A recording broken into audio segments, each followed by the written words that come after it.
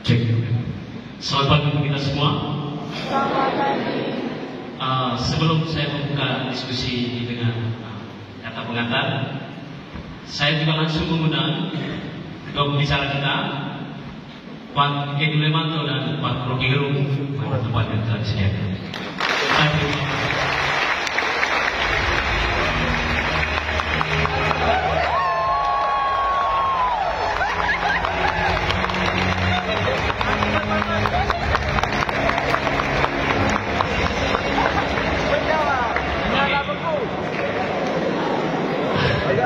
Menarik banget. Oke, hari Senin lalu kami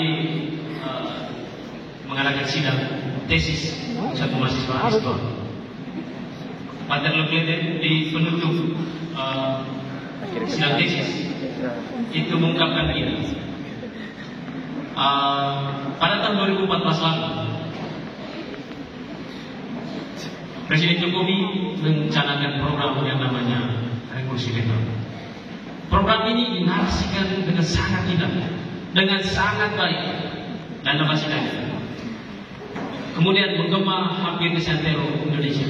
Kita semua sangat terkesan. Namun di akhir periode dari Jokowi, kita melihat kenyataan bahwa narasi yang indah itu tidak sejalan atau berbanding terbalik dengan praktik. Menurut pakar Leo, praktiknya itu jauh panggang dari narasi indah dan praktik nol. Kurang lebih begitu dari kemudian saya meragukan dan melihat juga kenyataan. Misalnya di tahun 2017 ada polarisasi yang begitu hebat di Jakarta dalam pilkada DKI Jakarta antara kita tahu Ahok dan Anies, dan bahkan di sana juga ada beberapa bentuk kekerasan. Kemudian ada gerakan-gerakan yang kita tahu. Kemudian di tahun 2019 juga ada polarisasi masyarakat antara cebong dan kampret, dan berbagai aksi anarkis dan terutama hoax di media sosial, kata-kata kasar. Bahkan kita dicap sebagai salah satu negara yang netizennya paling kasar di dunia. Kemudian pada tahun yang sama juga, Presiden Jokowi terpilih, dia diagungkan oleh seluruh rakyat Indonesia. Tetapi ketika dia pada saat yang sama melemahkan KPK, semua orang sunyi. Hanya Tempo yang bersuara. Mereka di cover majalah mereka waktu itu, Jokowi digambarkan sebagai Pinocchio. Tetapi apa yang terjadi? Pembalasan dari netizen Indonesia memberi bintang 1 kepada Tempo, hampir kolaps.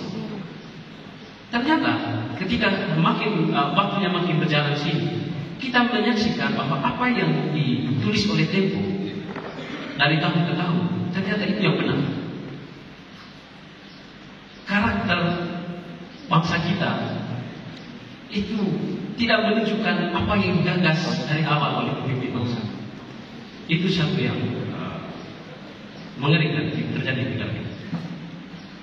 Dan kondisi terakhir masa pemilu itu kita menyaksikan ada 2 model degradasi.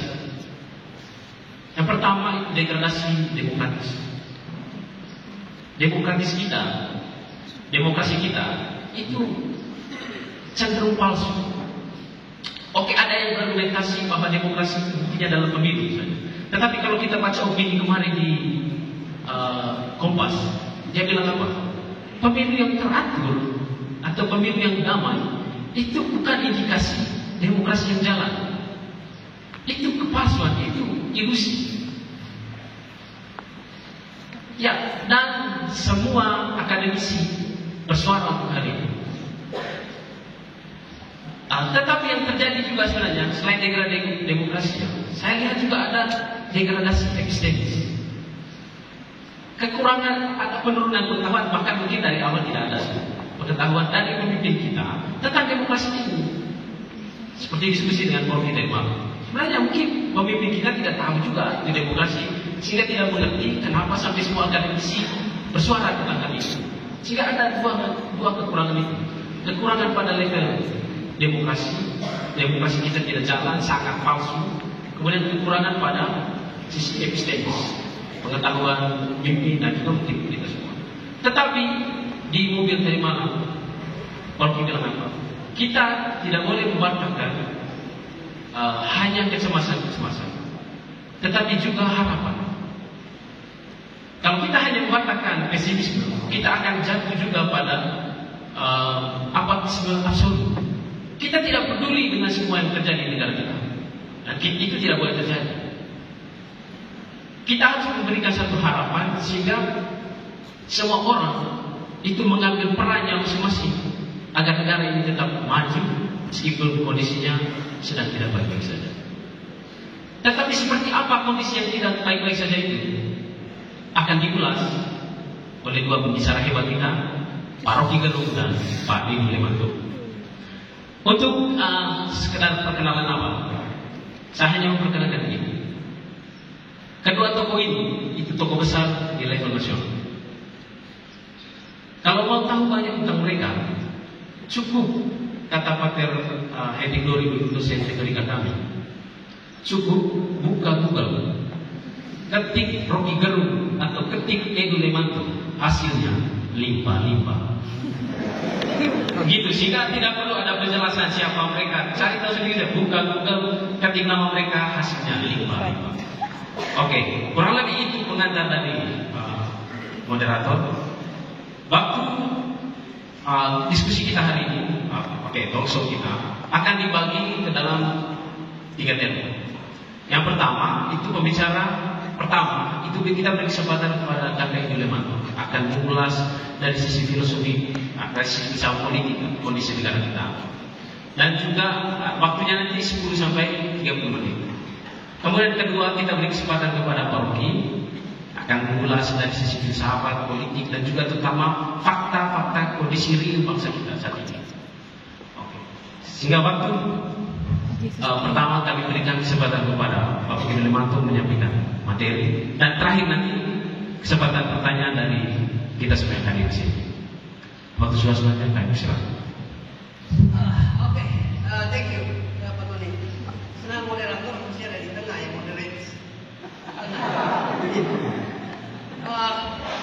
Pertama-tama saya berterima kasih kepada Pak Rektor telah mengundang kami.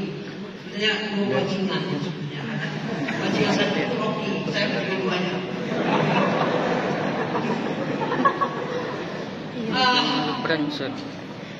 Ada satu hal yang membuat saya terkesima ketika melihat menonton dialog imajiner. Mungkin saya sambil berdiri aja cuma lebih enak. Dialog imajiner oleh adik kita tadi. Jadi itu adalah monolog, tapi sebenarnya itu dialog imajiner. Saya membayangkan di samping bendera tadi itu ada Niccolo Machiavelli. Saya membayangkan begitu karena ada 2 poin yang dia tekankan di situ. Pertama, etika itu telah dikuburkan. Kalau pertanyaan saya, siapa? Jawabannya presiden. Nah, saya akan bertanggung jawab itu.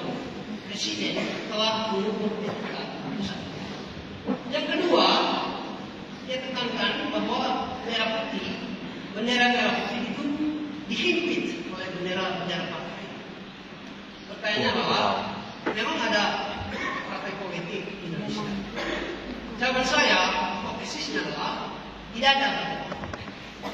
Saya berani mempertanggungjawabkan ini. Tidak ada partai politik Indonesia. Apa? Nasdem, Gerindra, Golkar. Itu bukan partai politik. Kalau yang lainnya, mereka adalah parpol. Jadi tidak ada parpol, hanya ada parpol. Apa itu parpol? Perusahaan politik. Yes.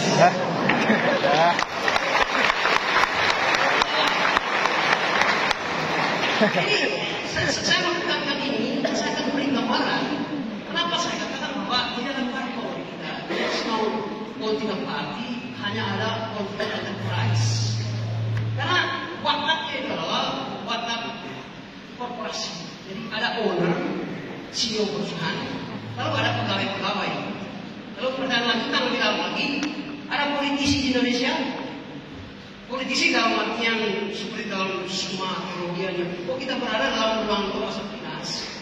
Dan ada satu poin dalam semua teologi Aquinas bahwa cinta tertinggi adalah cinta politis. Lalu apa itu politik? Itu jauh-jauh lebih dalam. Lalu pertanyaan berikut tadi, ada politisi Indonesia? Enggak ada. Yang ada itu white collar saja, orang-orang gajian. Jadi hipotesisnya begitu. Dan saya ajak kawan-kawan ini untuk mencerna lebih jauh. Kenapa kita anggap aja bahwa dalam partai politik hanya ada parpol. Dan ada satu hal bahwa dalam dialog imajiner ditekankan kata republik berkali-kali. Tapi sebetulnya NKRI itu sedang kehilangan R-nya. Jadi bukan negara kesatuan Republik Indonesia karena R-nya hilang. Tapi NKRI, negara kesatuan tirani Indonesia. Di situ gambarannya. Nah, kawan-kawan, saya memulai dari topik hari ini. Menurut saya ini sangat jenius karena bicara tentang kesehatan Republik, dan IETK agak sedikit lebih sopan karena memakai kata kesehatan. Saya coba kembalikan keadaannya. Mendiagnosa bukan kesehatan, tapi mendiagnosa ketidaksehatan. Nah, sebetulnya ini saya hanya menjadi toser aja dalam dialog ini, karena Oki nanti yang spesialnya dia. Yes. Supaya saya nggak kena delik. Nah, kalau orang ini sudah teruji berkali-kali, saya belum teruji. Tapi kawan-kawan, di tema ini itu sebetulnya mengingatkan saya pada Romawi kuno, Republik Romawi kuno yang akhirnya di abad modern itu dibahas kembali, digali lagi oleh Machiavelli CS. Saya boleh bilang saya Machiavellian dalam filsafat. Dan yang apa sih poin penting dari Republik Romawi kuno yang disebut, yang dianggap oleh Machiavelli itu sebagai Vera Republica atau well-ordered republik, atau republik yang benar-benar diatas secara baik. Karena republik itu sendiri fondasinya itu adalah the rule of law. Jadi kalau dalam nyawa dari republik itu liberty, yang antitesanya itu adalah tirani, atau liberty versus mastery. Liberty itu tuannya itu hukum. Karena itu dalam beberapa pemikir mereka menganggap bahwa republik liberty itu disebut dulce libertatis freni. Artinya dia semacam sweet restraint atau pengekangan, tapi pengekangan yang manis. Kenapa disebut pengekangan manis? Karena rule of law itu adalah panglimanya. Jadi saya tidak tunduk pada Rocky, tidak tunduk pada Tony, tidak tunduk pada Pater Otto, tapi saya tunduk pada Quran. Makanya disebut liberty. Republik itu, rule of law itu adalah dulce libertatis freni, sweet restraint. Kebalikan dari kita dalam dialog imajiner dikatakan bahwa etika telah dikuburkan. Yes, republik telah dikuburkan oleh presiden. Karena akhirnya kita dibawa sekarang ke mastery. Yang saya sebut itu adalah semacam apa ya? Bitter constraint. Semacam pengekangan pahit. Dan kita mesti tunduk pada juga seseorang. Saya tidak sebut ya namanya. Jadi, ya di situ, esensinya di situ. Jadi, karena kita berubah kondisinya sekarang dari republik ke tirani. Hukum telah dikantangi. Sekarang saya coba masuk sedikit ke lalu pertanyaan berikutnya. Kondisi ketidaksehatan republik ini sekarang apa penyebab utamanya? Saya membaca filosofi militer dari Sun Tzu, lalu ada Jacopo Arte della Guerra dari Machiavelli, Jacopo, lalu ada Convor dari Clausewitz. Saya mencoba mencari satu jawaban, kondisi ketidaksehatan ini sebetulnya apa sih yang membuat bangsa ini makin kesini lelah dan lama-lama sakit, sedang lagi mati gitu. Ada satu semangat sebetulnya yang hilang dari bangsa ini. Dalam filsafat perang. Tekanan utama itu adalah generasi, penglimaan atau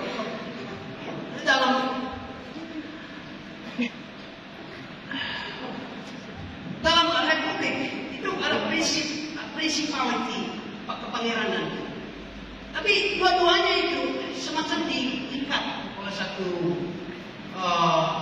semangat, dan semangat itu ada dua yang sampai sekarang kita bilang soal patriotism, ada republikanisme. Celakanya memang dalam kultur politik kita, dua kata ini kurang diberi tempat dalam kehidupan republik. Kurang diberi tempat karena mungkin elit-elit kita nggak paham apa itu patriot, love of the fatherland. Sama juga dalam tradisi filsafat kemiliteran, tekanannya itu dalam dua kata ini. Nah, ini yang hilang sebetulnya dari republik ini. Jadi kalau ditanya pertanyaan lanjutan dari ada politisi, tidak ada politisi, karena mereka itu tidak energize oleh dua semangat ini. Jadi itu kurang lebih. Mungkin saya sedikit mencoba mengambil gambaran-gambaran terkini soal para pemimpin negara. Saya kembali lagi mengangkat Angela Merkel sebagai kanselir Jerman. Di akhir masa jabatan, dia berkuasa di Jerman itu lebih dari 17 tahun kalau saya salah. Dan begitu saya hanya mau menggambarkan semangat apa yang hilang dari kita dan semangat apa yang masih ada di Jerman. Begitu Merkel turun, farewell ceremony, seluruh masyarakat Jerman itu mesti berdiri 7-10 menit untuk memberi penghormatan kepada Angela Merkel. Lalu dalam satu investigasi, kenapa masyarakat Jerman begitu menghargai orang ini? Lalu ditemukan bahwa di akhir masa jabatan Merkel, di lingkaran kekuasaan dia tidak ditemukan relatif kerabatnya dia atau teman-teman. Posisi-posisi penting dalam pemerintahan Jerman tidak diisi oleh orang-orang Angela Merkel. Dan ini adalah salah satu poin utama kekuatan dari dia, mengapa dia begitu dihargai padahal dia berkuasa selama 17 tahun. Di kita 10 tahun. Mukidi presidennya, wali kota Mukede misalnya atau siapa. Nah, ini lagi saya komunikasi itu ini tahu jawab oke. Poin ini yang menurut saya, karena pemimpin kita itu tidak dijiwai oleh satu semangat vivere politica atau political life. Political life itu dalam Republik Romawi kuno, tekanannya adalah pada bagaimana kita menata kekuasaan supaya kekuasaan itu tidak dihambat oleh nafsu-nafsu liar orang yang memegangnya. Nafsu-nafsu liar itu salah satunya adalah ketika dia mencoba mengakomodir kepentingan dia, tapi mengeliminasi kepentingan publik. Kepentingan dia itu bisa bermacam-macam. Jadi lingkaran kekuasaan itu dihinggapi oleh semut-semut yang adalah keluarganya. Di situ letak soal kita. Jadi kalau ditanya Republik kita sehat atau sakit, tentu saja sedang sakit.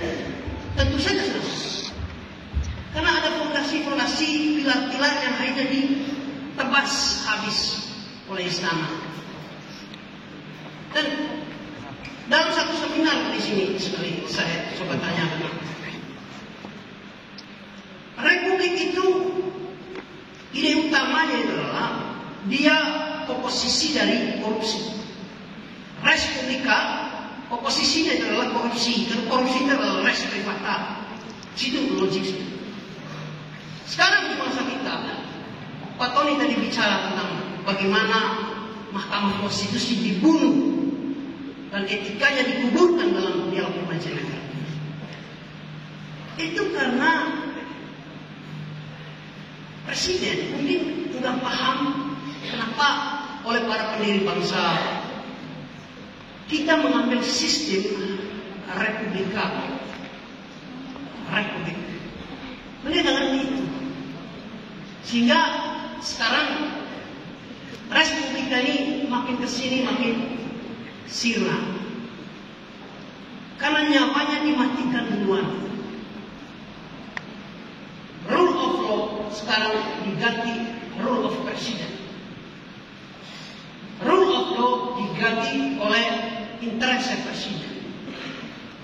Jadi presiden sekarang dia adalah teks sosial yang mesti kita baca. Karena dia itu orang nomor satu kelas kepala. Itu kalau dikaitkan dengan kelas 3 kelas dari Plato. Ada 3 kelas. Jadi presiden itu mestinya ada di kelas leher atas. Lalu ada kelas tumos, kelas dada, kelas pemberani para prajurit. Lalu ada kelas epitumia. Saya ingin nanti dalam satu diskusi nanti itu, saya ingin melemparkan pertanyaan ini ke kawan-kawan. Kira-kira presiden itu sekarang ada di kelas kepala atau ada di kelas perut? Kalau kelas tumos dia mungkin hanya ada 2 pilihan itu, ada kelas sofos, ada kelas epitumia. Dan kondisi ketidaksehatan republik itu disebabkan oleh satu hal, bahwa kadar gulanya terlalu banyak dan korupsi itu gula. Karena itu dia nggak sehat sekarang. Jadi karena itu saya ingin mengganti tema ini, bukan kondisi kesehatan tapi kondisi ketidaksehatan republik. Saya rasa saya begitu aja, dalam dialog nanti kita akan elaborasi lebih jauh.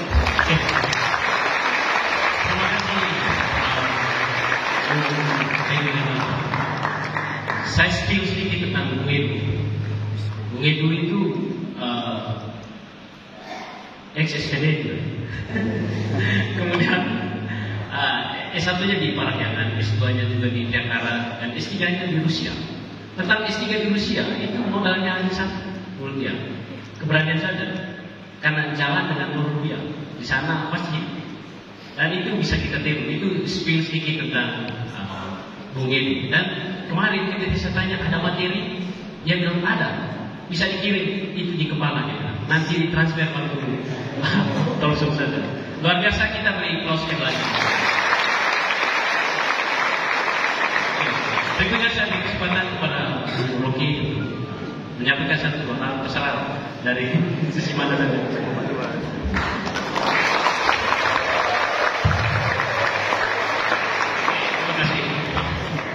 Boleh nggak saya begitu ya?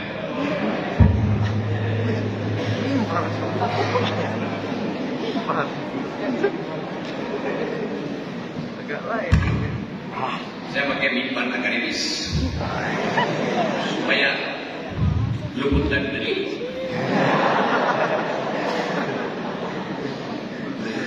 Ada umpan lambung dari Edo.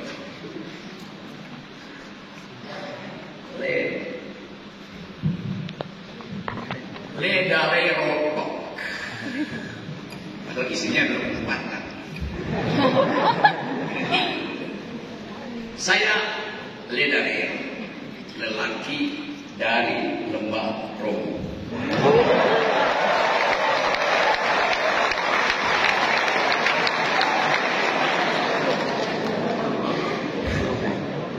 Oke, saya senang karena dua istilah diucapkan tadi soal ethics, filosofi, dan teknologi. Ada Burgen Mas diucapkan di situ oleh Pak Rektor. Rektor ya, rektor itu kualitas pikiran. Di Ledarero ada rektor, di depan istana, di depan Monas ada rektum. Tadi saya bedain antara rektor dan rektum. Tapi saya sedang ucapkan, ini fakultas, universitas, institut yang menggabungkan dua hal yang seringkali incomparable, tidak bisa dibandingkan, yaitu filosofi dan teknologi. Untung disebutkan Heidegger, untung disebutkan Frankfurt School yang berupaya untuk membongkar persembunyian kekuasaan di dalam semua cara berpikir yang teknokratik. Yang kita kenal tesis dari teman-teman di mungkin 1 kilometer dari stasiun Frankfurt School. Saya nggak tahu masih ada nggak sekolah ini sekarang. Ya, mungkin mereka pindah ke Amerika dan berubah menjadi ideologi baru untuk perjuangan politik. Kan kita tahu sejarah Frankfurt School dikejar-kejar oleh Nazi, pindah ke Amerika, menginspirasi New Left. Di situ kita tahu tokoh-tokohnya sampai sekarang orang masih sebut Marcuse, segala macam hal. Tetapi karena suasana hari ini, saya sebetulnya belajar pertama saya masuk fakultas teknik, baru terakhir belajar filosofi. Tetapi pada akhirnya kita mau lihat bahwa semua hal yang ingin kita pertanyakan harus dimulai dengan politics of questioning, politik untuk bertanya, dipersoalkan. Jadi setiap kali kita mengucapkan pikiran, kita ingin pikiran kita itu disanggah, dibantah. Pikiran itu pikiran, kalau ada yang membantah pikiran saya. Kalau saya ucapkan pikiran saya nggak ada yang membantah, itu cuma ada 2 kemungkinan. Atau yang mendengarkan tuli, atau publik menganggap saya sedang berdoa. Anda tidak boleh bantah doa. Jadi ini hal yang ada di kita hari ini. Pertanyaannya adalah apa yang menjadi masalah sehingga kita bertemu di sini dengan narasi yang begitu sugestif untuk menghasilkan ulang kebenaran, menghasilkan ulang moral, menghasilkan ulang etis. Jadi kalau pertanyaan itu saya ajukan ke partai-partai tadi, maka jawabannya adalah gampang. Tunggu aja amplop, tunggu aja BLT, tunggu aja makan siang gratis. Untuk menyelesaikan problem bangsa ini dengan sangat oportunistis, sangat pragmatis, kita dapat keterangan itu di yang lain. Bagaimana Indonesia bisa maju? Tunggu makan siang gratis. Bagaimana Indonesia maju? Tunggu IKN 17 Agustus. Padahal pertanyaan fundamental kita, mengapa terjadi krisis etik di kita sehingga indeks demokrasi kita drop tiap hari kali sakit? Pertanyaan sama pernah diajukan oleh seorang wartawan pinter di Prancis ketika dia bertemu dengan Jean-Jacques Rousseau. Dia bilang begini, Profesor Rousseau, apa keterangan menurut Anda yang menyebabkan tadi Roma itu sebagai republik demokratis runtuh di abad pertama? Kata Jean-Jacques Rousseau, demokrasi itu ibarat buah, sangat penting untuk kesehatan republik badan manusia. Demokrasi itu ibarat buah, penting untuk kesehatan kita, tetapi hanya lambung yang utuh yang mampu mencerna. Lalu kita bertanya, lambung macam apa yang ada di republik ini sehingga gagal mencerna buah reformasi, buah demokrasi? Mari kita tanya pada cincin yang bergoyang.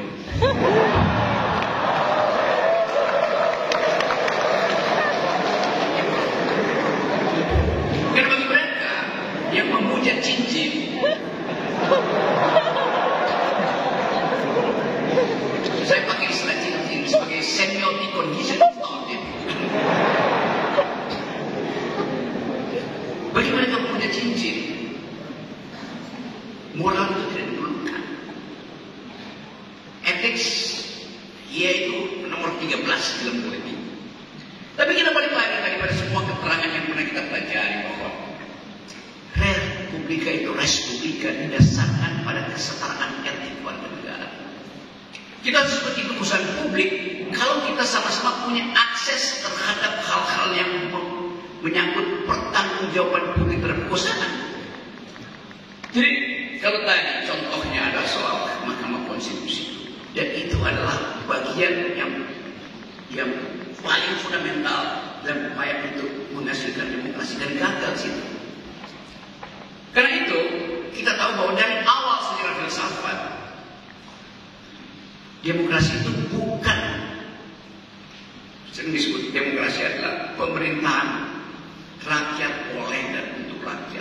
Iya, tapi kata rakyat itu sendiri beda antara rakyat dan pengertian people di Revisi Prancis dan di Revisi Metal hari ini. Beda. Kalau kita bilang rakyat, kita ingat Revisi Prancis, kita tahu rakyat itu yang memutuskan bahwa Anda, Raja 15, berhentilah mempromosikan bahwa mahkotamu itu dipasangkan oleh Tuhan. Dan doktrin itu yang diikuti di Stupani. Di 17 bilang di alun-alun kota Paris. Coba kita puji rakyat, bilang mari kita puji saudara raja. Apakah betul mahkotamu dipasangkan oleh rakyat sehingga tidak bisa copot? Dalam 2 detik di bawah pisau gilotin. Bukan sekedar mahkotanya Louis XVI yang dicabut dari kepalanya, kepalanya berpisah dari badannya. Dan itu pelajaran pertama mengatakan bahwa yang didaulatkan oleh rakyat pasti disetujui Tuhan. Itu yang kita sebut sebagai vox populi vox Dei. Yang diucapkan rakyat pasti disetujui Tuhan.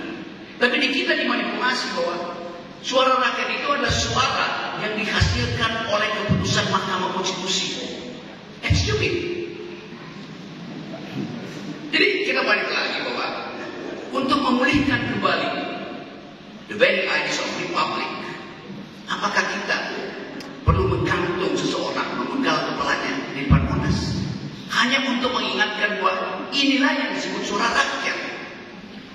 Tentu kita punya parlemen, kita punya lembaga-lembaga, Mahkamah Agung, partai yang seharusnya mengucapkan kembali kedaulatan rakyat, tapi dia tidak mengucapkan itu karena dia tidak punya pengetahuan tentang demokrasi. Seorang filsuf di Heidelberg bilang begini, demokrasi itu bukan pemerintahan dari, oleh dan untuk rakyat. Demokrasi is the government of reason through the government by the people. Demokrasi itu pemerintahan akal melalui pemerintahan orang.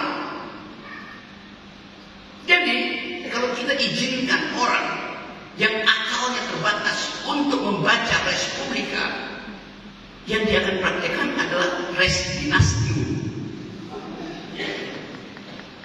Semua urusan dialihkan menjadi problem dinasti.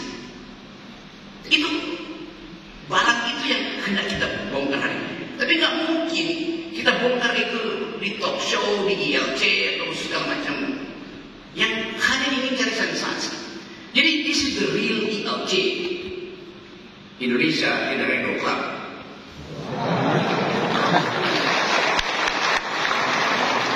Karena di sini kita bongkar pikiran. Saya belajar fisika untuk bangun gedung ini hanya perlu rumus satu, pengetahuan kita tentang yang namanya metal fatigue, kelelahan metal. Supaya kita bisa tahu tiap itu diperlukan 3, 4, 5, 6 metal fatigue. Yang kedua, Anda hanya perlu belajar tentang stres, yaitu kondisi yang memungkinkan kita sebut security aman, S factor.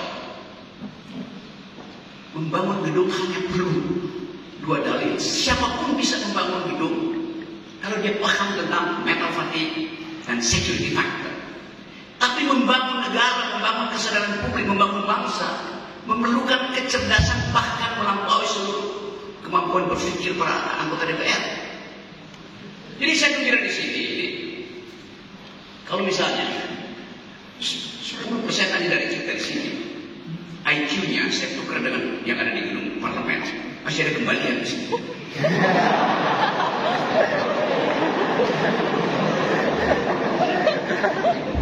Karena membangun negeri itu adalah tukar tambah pengetahuan,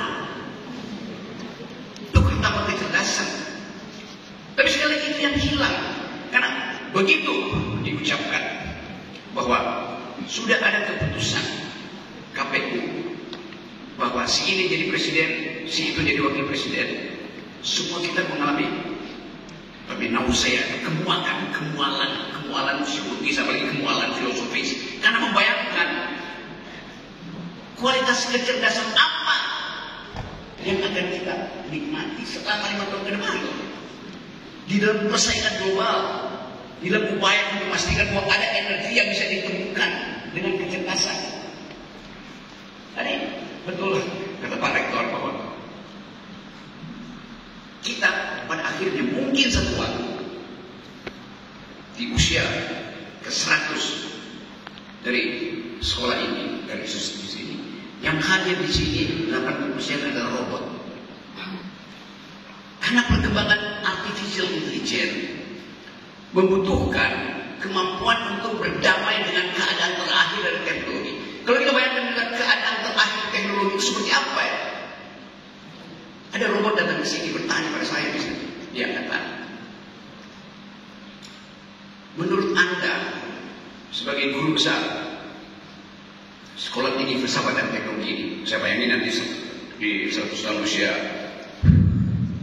institut ini, saya jadi guru besar di sini.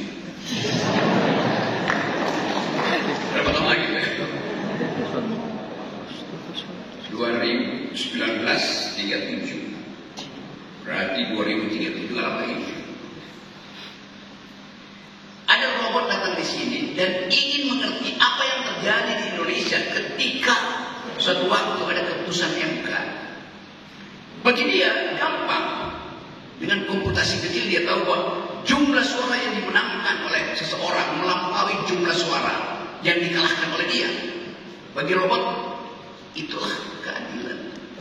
Yang kita sebut utilitarian perspektif, justice. Tapi si robot itu tahu bahwa Leddarero satu waktu pernah menyelenggarakan diskusi untuk membatalkan utilitarianisme dalam politik. Robot itu melihat video hari ini dan dia menemukan mengapa ada protes yang sangat sublim melalui performance art tadi, penampilan tadi, yang mengingatkan si robot bahwa ada merah putih, tetapi bendera itu lecek dibandingkan bendera-bendera purple perusahaan politik tadi. Dia mulai melakukan listening itu. Berarti ada sesuatu yang membusuk di dalam republik yang pernah disebut Republik Indonesia. Saya sebut pernah disebut karena saya berpikir di tahun 37, di tahun 2037, dan sangat mungkin negeri ini udah jadi ampas di dalam peradaban politik dunia. Si robot itu tahu bahwa dia mau dapat semacam perspektif humanisme, karena bagi dia soal teknis yang bagus.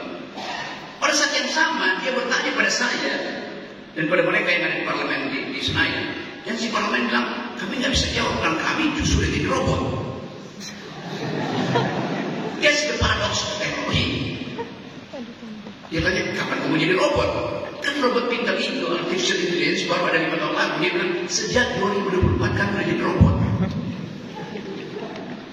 Jadi Anda bayangkan bagaimana absurd kita mau menerangkan soal-soal kekacauan tadi, ketidaksiapan demokrasi. Nah, ini satu forum yang saya anggap baik sekali untuk kita mulai mempertengkarkan semua hal yang mendasar. Mulai dari fondasi bangsa ini yang diucapkan oleh para pendiri ini bahwa dasar ontologi dari negeri ini adalah kemajemukan. Demi kemajemukan diperlukan persatuan. Karena kita majemuk, maka kita perlu persatuan. Karena ontologi kita majemuk, maka epistemik kita adalah persatuan. Sekarang oleh raja dinasti itu dia ubah. Demi persatuan tidak boleh ada kemajemukan. Oleh karena itu kabinet harus kabinet persatuan. Pak Prabowo kemarin mulai menunjukkan profil dia sebagai calon otoritarian. Karena dia anggap bahwa siapa yang tidak mau ikut dengan kami, itu artinya kira-kira diam aja, jangan cerewet, jangan musuhi kami. Lalu demokrasi itu ada keributan, kecerewetan. Jadi kita mulai bicara mendeteksi gejala awal new kind of authoritarianism di 5 tahun ke depan. Saya kira itu poinnya sebagai tesis, dan kita ingin ada tesis diucapkan di sini supaya terjadi diskurs, terjadi dialektika. Terima kasih. Terima kasih Pak Rocky. Saya teringat semacam problema dari Rocky beberapa bulan lalu. Itu ada orang yang menganggap refleksi filosofis yang mendalam di gedung MK malam itu seperti bualan saja dan tidak perlu didengar. Sementara suara tadi, orang yang cincinnya lebih bersinar dari otaknya itu diyakini sebagai suara pemenang. Dan terjadilah perdebatan hebat antara Rocky dan Bumbunya, cincinnya lebih bersinar dari otaknya. Kita ambil close sekali lagi dan kepada Oke. Sekarang saya beri kesempatan kepada kita semua, terutama mahasiswa dan mahasiswi untuk bertanya. Dan saya harapkan sekali ada mahasiswi kita atau ada perempuan yang bertanya dan bisa gugat juga Rocky, terserah. Pertama, oke, Romantias akan beri dulu ya. Saya beri kesempatan. Silakan. Silakan angkat tangan yang mau bertanya, silakan. Oke, pertanyaan pertama sudah Romantias. Kedua dari mahasiswa. Oke, Aven. Ketiga, mahasiswi ada? Cewek ada? Saya sangat berharap ada perempuan.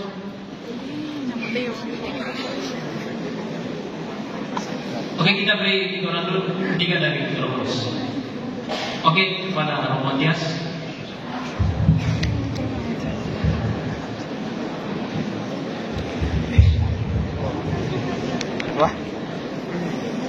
Wow.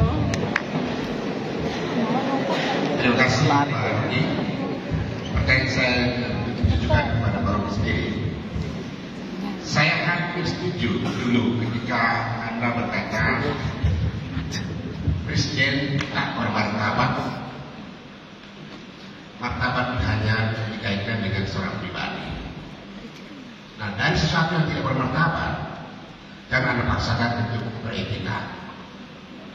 Nah, tadi diinformasikan bahwa kita optimis. Pertanyaan sederhana, apa yang harus dilakukan sehingga optimisme ke depannya mendapatkan ruang agar tidak lagi terjadi munculnya figur yang tidak beretika dalam politik yang menyebabkan negara ini jatuh sakit parah. Yang kedua, ketika tadi Anda mengatakan demokrasi atau pemerintah akal, ini sesuatu yang sangat brilian. Saya ingat akan filsuf Karl Popper yang tidak percaya demokrasi sebagai kedaulatan rakyat, karena rakyat bisa diarahkan hanya dengan bansos dan digiring mundur sesuai dengan keinginan pemberi bansos. Nah, apa yang harus dilakukan agar bangsa ini tidak mengulangi lagi cabai-cabai dan menyebabkan negara kita buruk dalam kesakitan yang kita alami sekarang. Ya, terima kasih. Oke, terima kasih. Kita beri aplaus untuk Romantias. Oke, sekalipun Romantias meminta pertanyaan ditanggapi oleh Pak Rocky saja, moderator punya hak memberi kesempatan kepada keduanya. Setiap pertanyaan akan ditanggapi oleh kedua pembicara. Sehingga kedua pembicara kalau tidak ingat ya dicatat. Oke, tadi kepada Aven baru kepada Rocky, silakan.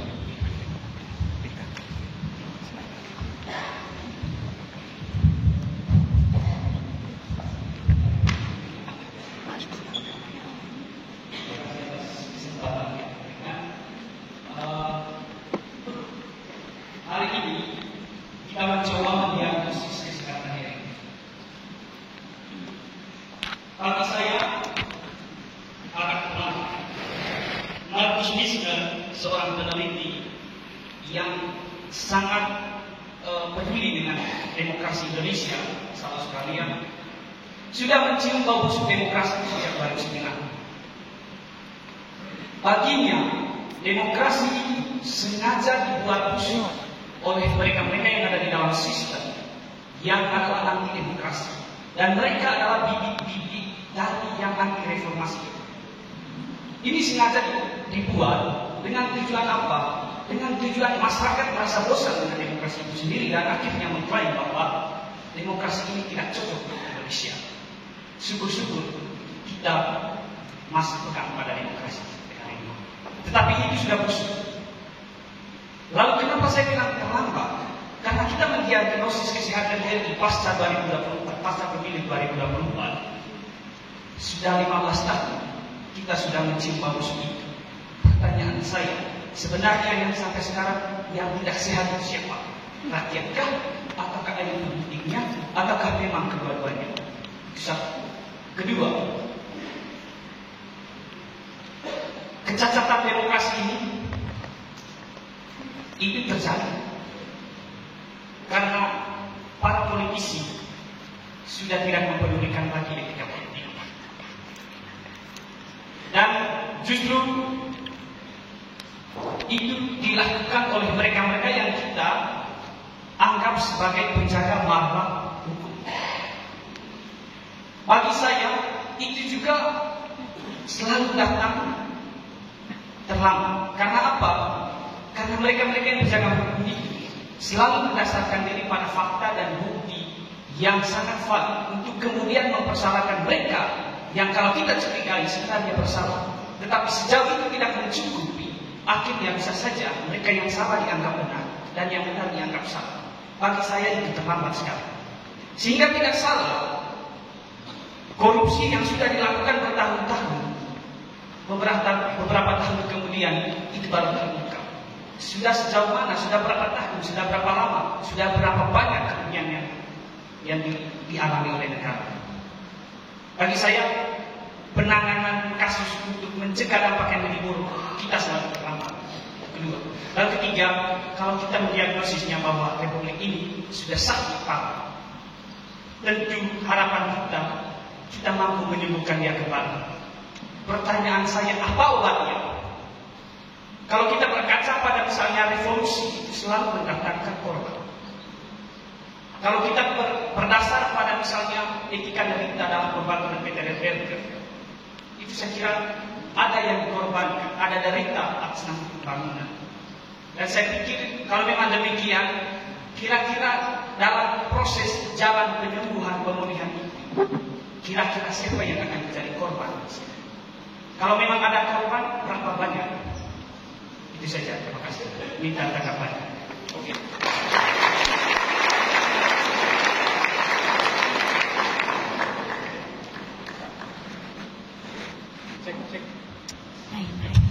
Cek, oke. Nah, terima kasih. Namanya tadi Frater Abel. Sebelumnya tadi Romo Matias, sekarang nanti Romo Rus. Perkenalkan diri juga Romo. Saya buat tadi untuk ini.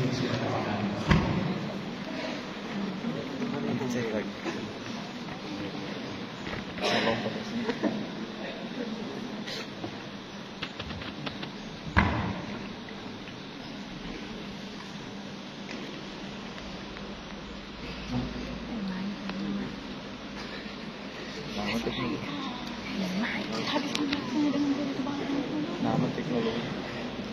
Nama teknologi.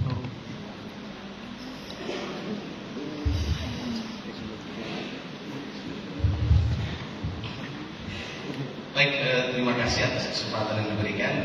Saya Romulus, nama gaulnya Romo Pedro. Waktu di Spanyol orang panggil Pedro, sampai di Indonesia juga masih dipertahankan. Baik, saya mau bertanya pandangan Pak Rocky dan Pak Edu. Saya sepakat bahwa negara kita lagi dalam kondisi tidak sehat. Dan menurut pandangan saya, pandangan pribadi saya, mungkin sejalan dengan kedua pembicara tadi Pak Rocky dan Pak Edu, bahwa kita Indonesia ini sedang memasuki suatu era kediktatoran. Tadi kita menurut ini tirani, lalu Pak Rocky katakan ini otoritarianisme. Saya mungkin pakai term kediktatoran. Dan yang saya mau sorot ini, kita masuk dalam era kediktatoran relativisme yang ditandai oleh krisis kebenaran. Relativisme politis, relativisme etis. Dalam politik tidak ada kebenaran, ada krisis kebenaran dalam politik kita. Itu membuat negara kita tidak sehat. Idealnya dalam republik negara demokratis, hukum itu seperti Pedro katakan, itu menjadi pilar utama untuk mendukung demokrasi. Tugas politik adalah mengatur hukum supaya kekuasaan itu terarah pada volume-nya. Dan itu kebenaran harus kita terima dalam politik. Dan ada krisis kebenaran. Kebenaran direlativisir kepada tafsir masing-masing subjek, masing-masing komunitas religius, komunitas politis, partai-partai politik. Ada krisis kebenaran dalam politik. Juga dalam bidang etika ada sebuah relativisme etis. Kita semacam gagal untuk merumuskan kebenaran etis universal bangsa kita ini seperti apa? Karena kebenaran etis masing-masing itu jatuh dalam pendefinisian interpretasi masing-masing komunitas. Lalu kita seakan tidak bisa membangun diskursus untuk menemukan ada suatu kebenaran etis yang bisa memandu perjalanan bangsa ini supaya sehat. Jadi ada pandangan saya. Diktatoran relativisme politis dan relativisme etis. Saya minta tanggapan dari kedua pembicara terkait pandangan saya ini. Dan pertanyaan saya, kalau kita ingin menggagas optimis, tetap menjaga nyala api harapan, kita tetap berharap bangsa kita ini tetap eksis atau akan jadi sampah seperti yang dikatakan oleh Pak Ruki tadi. Kira-kira apa yang harus kita buat supaya terjadi penyelamatan demokrasi, penyelamatan bangsa? Untuk apa yang harus kita buat supaya diktatoran relativisme ini bisa dikembangkan? Dan ini upaya merelativisir kebenaran ini bisa dilakukan oleh banyak orang, oleh banyak negara orang, oleh elit politik, oleh komunitas-komunitas politik, komunitas religius, dan ini yang membuat bangsa kita tersehat. Kira-kira untuk menggantungkan harapan supaya bangsa kita tetap eksis, apa yang harus kita buat, atau bagaimana pandangan Pak Ruki dan PI terkait dengan upaya-upaya konkret khusus untuk kalangan akademisi supaya bangsa kita tetap sehat dan tetap eksis sampai selamat, bukan hancur dan hilang akan jadi ampas seperti yang diramal oleh Pak Ruki. Saya kembali. Terima kasih. Oke, terima kasih Pak Pedro. Saya bisa merangkum 3 pertanyaan ini dalam 1 pertanyaan saja. Apa yang harus kita buat? Silakan jawab. Oke, umum ini. Dari mana pertanyaan, dari ketiga pertanyaan terserah dari mana saja dijawab.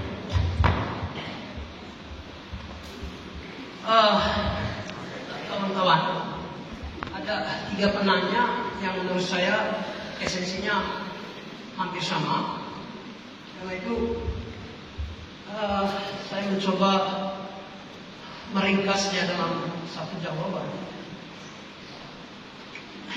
Pertanyaan kuncinya adalah bagaimana supaya ada harapan. Saya jadi ingat dengan Ernest Bloch. Ernest Bloch itu bicara tentang hope, tapi bukan utopia. Thomas More, dia beda. Harapan dalam Bloch itu adalah harapan yang akhirnya memang mengacu pada kondisi sekarang.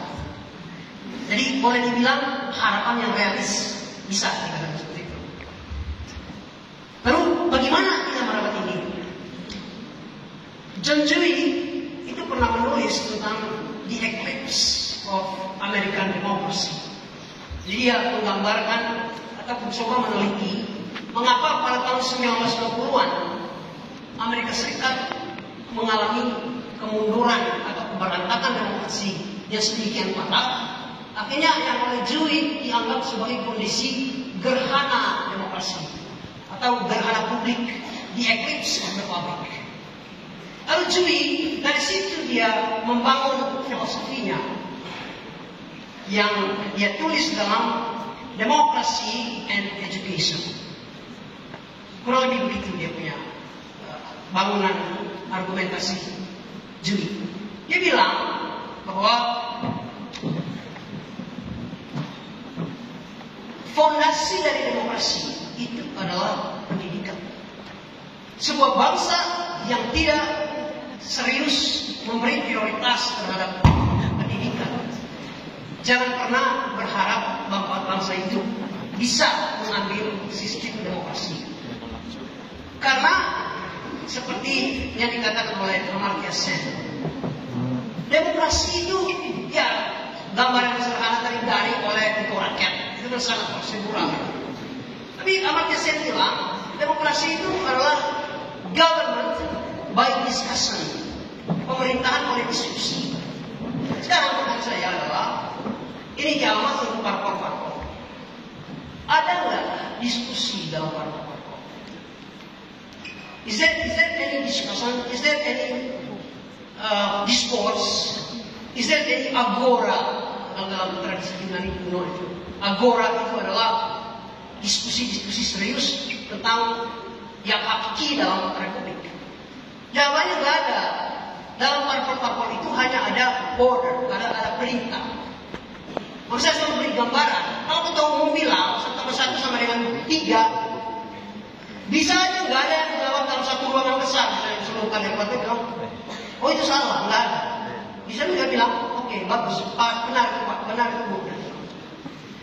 Jadi letak soal kita sekarang itu, kenapa saya anggap sekarang Indonesia juga mengalami gerhana demokrasi, gerhana publik. Karena memang pilar demokrasi yang adalah parpol-parpol tadi tidak secara serius memikirkan apa sih fondasi demokrasi. Ada seorang profesor, itu namanya Budiono Kusumahamidjoyo di Jakarta. Dia menggambarkan demokrasi itu seperti mobil sport yang mahal.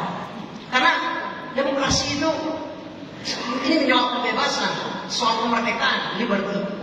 Tapi liberty ini, freedom ini adalah barang mahal. Dia model mobil sport, fiturnya canggih, mobilnya mahal.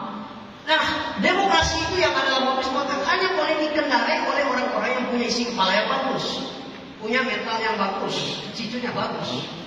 Nah, demokrasi kita sekarang itu, tadi ada pertanyaan soal siapa yang tidak sehat sekarang. Saya sambung ke sana nanti. Siapa yang tidak sehat?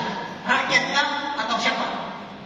Nah, saya mencoba mengambil jawabannya ini bahwa yang tidak sehat adalah the ruling class. Para penganut teori elitis, itu Platon sendiri adalah penganut teori elitis. Lalu oleh Machiavelli dan trio pemikir elitis Italia, itu ada Vilfredo Pareto, ada Gaetano Mosca dan Robert Mitchell. Mereka bilang bahwa tesnya kurang lebih sama. Dalam peradaban manapun, selalu the minority class rules the majority class. Kelas minoritas, kelas kecil, kelas penguasa atau yang disebut oleh Joseph Stiglitz, the 1% class will always be leading the 1990% class. Jadi kelas 1% itu akan selalu mengatur kelas 99%. Jadi sebenarnya logiknya sama aja. Jadi peradaban itu selalu bersifat top down, bukan bottom up. Karena dalam sebuah republik, kelas penguasa ini adalah jantung, dan kegagalan Republik Indonesia tergantung kelas yang ada di istana sana, yang mereka adalah kelas 1% tadi itu. Jadi menurut saya, kalau ditanya sekarang itu, oke, lalu bagaimana jalan keluarnya supaya kita benar-benar bisa menjaga, maintain demokrasi kita secara baik? Saya ingat akan Baruch de Spinoza atau Benedict Spinoza. Dia bilang, gagasan dia mengenai demokrasi, dia bilang demokrasi itu lebih khusus demokrasi prosedural, elektoral. Demokrasi itu bukan soal siapa yang dipilih, artinya calon presiden, calon gubernur, bupati, legislatif. Di situ bukan di situ letak soalnya itu, bukan soal siapa yang dipilih, tapi siapa yang mampu memilih. Jadi ada implikasi dari pernyataan ini. Dia hanya mengatakan bahwa demokrasi atau di negara manapun hanya bisa mengadopsi demokrasi kalau majority warganya itu educated. terakhir ada berapa? 72%. 72% warga Indonesia itu hanya tamat kelas 7 ya, hanya tamat kelas 7. Itu artinya 72% bangsa ini dihuni oleh warga yang belum mampu memilih. Artinya kalau seekor kucing misalnya ditaruh di baliho calon DPR RI dari Parpol A misalnya, itu kucing itu bisa dipilih karena apa? Pemilih kita itu belum benar-benar masuk kategori pemilih yang mampu memilih. Tapi sebetulnya di balik gagasan Smith ini, dia mengatakan bahwa sejalan dengan John Dewey, bahwa demokrasi dengan pendidikan itu semacam dua sisi mata uang yang tidak boleh dipisah. Karena itu menurut saya dialog-dialog seperti ini adalah bagian. Saya bilang Pak Tony, saya inginkan supaya, saya bilang ke Rocky juga, kita pindahkan Lela Lolo ini, taruh di tengah-tengah istana. Pindahkan Lela Lolo, taruh di tengah-tengah istana, supaya istana itu digoyang terus dari bukit.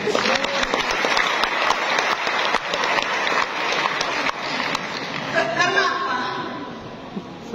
Harapan bangsa ini sekarang ada di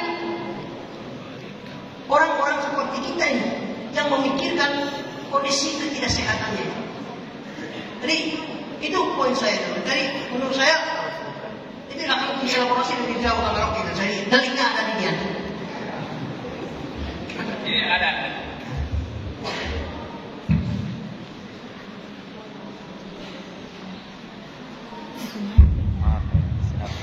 Oke, terima kasih. Jadi mulai tumbuh kemarahan, tetapi seringkali kemarahan yang rasional maksud saya, dicegah oleh sejenis pesimisme.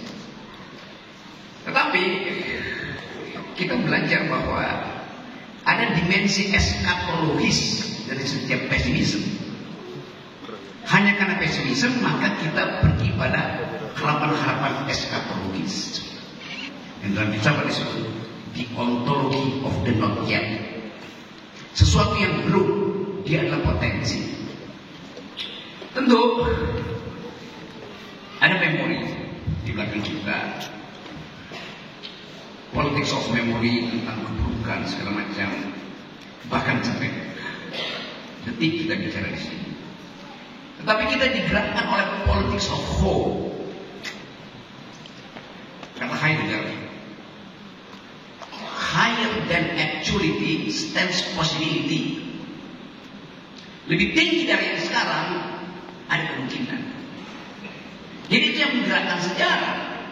Kan nggak mungkin kita ucapkan sekali lagi bahwa yang ada sekarang itu adalah prototip dari yang akan dia teruskan. Dan Pak Prabowo bilang itu walaupun kita nggak mengucapkan. Pak Prabowo bilang bahwa dia sudah dipilih oleh Jokowi sejak awal. Kalimat diplomatis kayak itu, kalimat yang sekedar menjilat kayak itu, atau memang itu watak dari